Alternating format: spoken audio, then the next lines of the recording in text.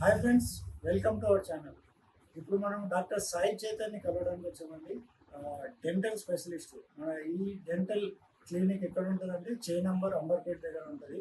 Doctor Sai Chaitanya youngster and full advanced టెక్నాలజీతో ఇక్కడ equipments ఉన్నాయి. మీరు చూడొచ్చు, ఫుల్ అడ్వాన్స్డ్ టెక్నాలజీ ఎక్విప్మెంట్స్ మన క్లినిక్లో. ఇప్పుడు సాయి చైతన్య గారికి అడిగి మనం కొన్ని విషయాలు తెలుసుకున్నాం. అంటే రాబోయే ఇది దసరా, దీవాలి ఈ పండగకి చాలామంది స్వీట్స్ ఇంట్లో తెచ్చుకొని తింటుంటారు, చిన్నపిల్లలు కానీ పెద్దవాళ్ళు కానీ. ఈ ఈ స్వీట్స్ తిన్న తర్వాత తీసుకోవాల్సిన జాగ్రత్త అంటే పళ్ళ సమస్యలు రాకుండా ఎలా ఉండాలి, ఈ స్వీట్స్ తిన్న తర్వాత తీసుకోవాల్సిన జాగ్రత్తల గురించి మనం అడిగి తెలుసుకుందాం డాక్టర్ సాయి చైతన్య గురించి. డాక్టర్ గారు నమస్తే. Happy Dasara to you. Advance happy Diwali. చెప్పండి సార్, ఇప్పుడు మనకి దసరా దివాళిలో చాలామంది ఇంట్లో, ప్రతి ఒక్క ఇంట్లో చిన్నపిల్లలు కానీ పెద్దలు కానీ స్వీట్స్ అనేది కంపల్సరీ తీసుకుంటారు. అంటే పొద్దున్నే స్వీట్స్ తినే అలవాటు ఉంటుంది ఈ పండగకి. ఇప్పుడు స్వీట్స్ తిన్న తర్వాత వచ్చే సమస్యలు నుంచి ఎలా మనం నివారించగలం? అంటే చిన్నపిల్లలు స్వీట్స్ తింటారు, అలాగనే నిద్రపోతారు చాలా. అంటే వాటర్ తాగొచ్చా స్వీట్ తినకపోతే, వాటర్ తాగి పడుకోవచ్చా, లేదా పళ్ళు కంపల్సరీ తోమాలి నైట్? వాటి గురించి మనం ప్రేక్షకులకి కొంచెం వివరిస్తాం. స్వీట్ అనేది నార్మల్గా కేరీస్ అంటే పుచ్చు రావడానికి ప్రధానమైన రీజన్ ఒకటి స్వీట్ అనమాట. సో ప్రతి ఒక్కరూ ఫెస్టివల్స్కి స్వీట్ తిని అలానే నోట్లో పెట్టుకొని ఉండడం, అది అలానే ఉండడం వల్ల, అలానే స్వీట్లో చాలాసేపు ఉండడం వల్ల కేరీస్ యాక్టివిటీ అంటే పుచ్చు పండ్లు రావడం లేదా చిక్కు బాగా స్ప్లిట్ చేసి ఉంచేయడం. పెద్దవాళ్ళు అయితే, డయాబెటిక్ ఉన్న పేషెంట్స్ అయితే మోస్ట్లీ స్వీట్స్ అవాయిడ్ చేయడమే బెటర్. చిన్నపిల్లలు కూడా కొంచెం స్వీట్ కొంచెం తగ్గించి, షుగర్స్ కాస్త తగ్గించేస్తే మన పన్ను కేరీస్ కాకుండా మనం ప్రొటెక్షన్ చేయడానికి అవకాశం ఉంది. సో స్వీట్ తిన్న వెంటనే కాస్త నార్మల్ వాటర్ తీసుకొని క్లీన్చి ఉంచడం.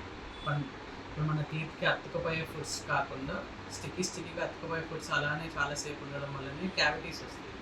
సో క్యావిటీని మనం ముందు నుంచే రావద్దు అనుకుంటే అది అతుక్కపోకుండా అప్పుడే మీరు కొంచెం వాటర్ తీసుకొని ఫ్లష్ అవుట్ చేయడం, లేదా మౌత్ వాష్ వాడడం, రెగ్యులర్గా రిన్స్ చేయడం, రెగ్యులర్గా పడుకునే ముందు, బ్రషింగ్కి ముందు, నైట్ తిన్న తర్వాత రెగ్యులర్గా ఒక మౌత్ వాష్ వాడడం. అలా మీరు రెగ్యులర్గా మెయింటైన్ చేసుకుంటే స్వీట్స్ తిన్నా కానీ కాస్త మీకున్న కేరీస్ యాక్టివిటీ లేకుండా పళ్ళని కాపాడుకోగలుగుతారు. ఓకే, మొత్తం మీద మనకి బ్రష్ చేసుకునే టైం లేకుంటే మౌత్ వాష్తోని మనం ఇది స్కిప్ చేయొచ్చు అన్నమాట. యాక్చువల్లీ బ్రషింగ్ అనేది పక్కా చేయాలి 2 times ఎవరైనా. 2 times. సో కొంతమందికి ఓవర్ బ్రషింగ్ వల్ల టీత్ ఆగిపోవడం అట్లాంటి సమస్య వస్తుంది. కాబట్టి ఓవర్ బ్రషింగ్ చేయవద్దు అనుకున్న వాళ్ళు 2 times మౌత్ వాష్ అయితే రెగ్యులర్గా వాడాల్సింది. సో మౌత్ వాష్లో కూడా టైప్స్ ఉంటుంది. ఒకవేళ మీకు సెన్సిటివిటీ, చల్ల తీసుకున్నప్పుడు లాగడం అలాంటి ఇష్యూ ఉంటే దానికోసం మెడికేటెడ్ మౌత్ వాష్ ఉంటుంది. సో ఎవరన్నా ఏజ్ని బట్టి, వాళ్ళ ఏజ్ని బట్టి ద పర్టికులర్ టైప్ ఆఫ్ ప్రాబ్లమ్కి particular type of mouth wash వాడి ఒక 3 to 5 minutes రెగ్యులర్గా డైలీ మార్నింగ్ బ్రషింగ్కి ముందు, నైట్ తిన్న తర్వాత కొంచెం మౌత్ వాష్, కొద్దిగా వాటర్ తీసుకొని ఒక 3 to 5 minutes మాత్రం క్లీన్ ఉంచేస్తే మనకి ఓవర్ నైట్ ప్రొటెక్షన్ ఉంటుంది. అంటే మీరు నైట్ మౌత్ వాష్ చేస్తే మార్నింగ్ వరకు మీకు కేరీస్ యాక్టివిటీ అనేది చాలా తక్కువ ఉంటుంది. Okay, so caries activity, bacterial activity లేకపోతే మీ కేరీస్ రావడం కాస్త తగ్గి మీ పళ్ళు నీకు కొంచెం కట్ చేయాలి. ఇది చూపెట్టుకుంటుంది. డాక్టర్ గారు, చాలామంది స్వీట్స్ తిన్న తర్వాత దాని టీలో కూడా షుగర్ కంటెంట్ ఉంటుంది. వేడి టీ తాగిన తర్వాత మీరు చెప్పే మౌత్ వాష్ వాడచ్చు అంటే ఇమ్మీడియట్గా హార్ట్ నుంచి కూల్కి వెళ్ళిపోతుంది కదా ఇది మౌత్.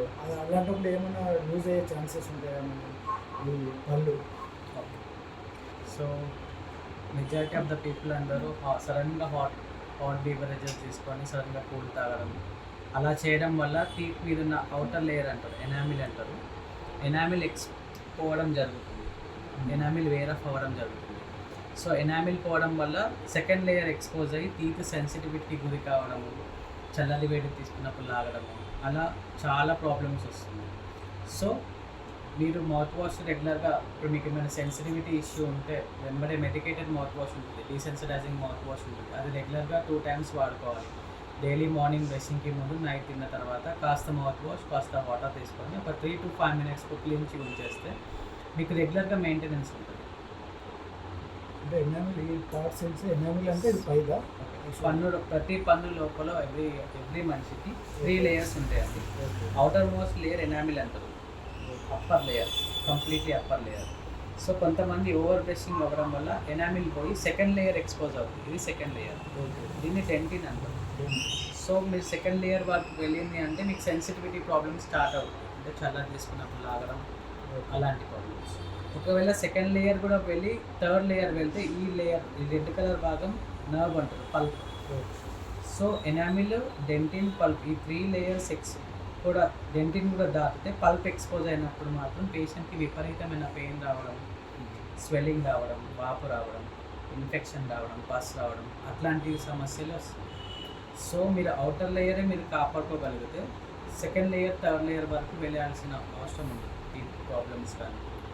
ఇప్పుడు మనము చాలామంది ఇప్పుడు టీ తాగినప్పుడు కానీ ఇప్పుడు పాన్ కలర్ అవుతున్నప్పుడు కానీ కొంతమంది డాక్టర్స్ క్లీన్ చేస్తున్నారు. క్లీనింగ్ అని ఎవరి ఇయర్లో 2 times కంపల్సరీ క్లీనింగ్ చేస్తారు. ఆ క్లీనింగ్లో ఈ ఎనామిల్ పోయే ఛాన్సెస్ ఉంటుంది ఏమన్నా? లేదు, అల్ట్రాసోనిక్ క్లీనింగ్ అనేది అల్ట్రాసోనిక్ టిప్తో చేస్తారు అన్నమాట. సో అల్ట్రాసోనిక్ టిప్ అనేది ఎనామిల్ వేర్ ఆఫ్ ఇది పోయే అంత పవర్ దానికి ఉంటుంది, దాని ఆర్పిఎం అంతా ఉంటుంది. సో మీరు ఫస్ట్ ఆఫ్ ఆల్ ఈ పాన్ కానీ, గుట్కా కానీ, టొబాకో కానీ అట్లాంటి హ్యాబిట్ చూస్ చేయడం ప్రతి ఒక్కరు ఆపాలి. సో దానివల్లనే మీ టీత్ మొత్తం, చిగుళ్ళు మొత్తం ఇన్ఫెక్షన్ అయ్యి, గమ్ ఇన్ఫెక్షన్స్ అయ్యి టీత్ మొత్తం లూజ్ అయ్యే ప్రమాదం ఉంది ప్రతి ఒక్కరు.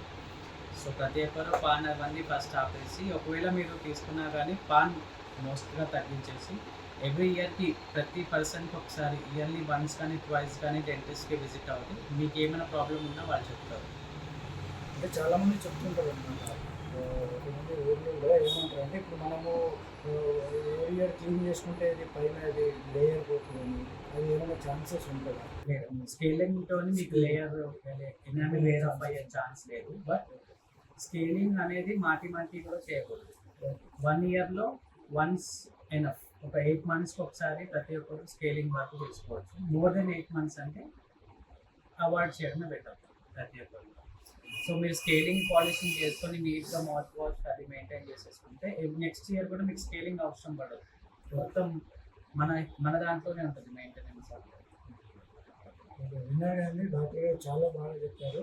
మీరు డైలీ 2 సార్లు కనుక బ్రషింగ్ చేస్తే, ఈ పళ్ళకు 2 సార్లు ఇంకా brushing plus daily mouth wash చేస్తే డాక్టర్ దగ్గరికి వెళ్ళాల్సిన అవసరమే లేదంటున్నారు.